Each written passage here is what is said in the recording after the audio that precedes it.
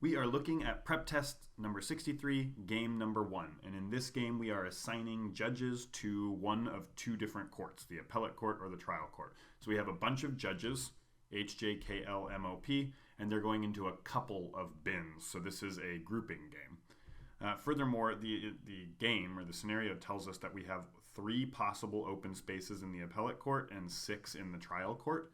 But we only have 7 judges. Therefore, we're not going to be filling all of the available spots, and that makes this a floating grouping game. We don't know exactly how many variables will be in each bin.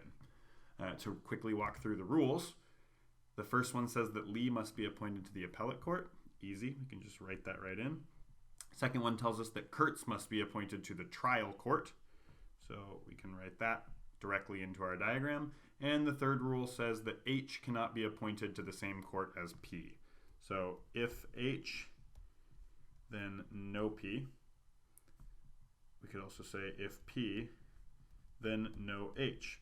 So we have those nice 2 rules written out there, but if you take a moment to think about this, it basically means that we're going to have one of them in each of the 2 courts. So we could also write in HP, PH.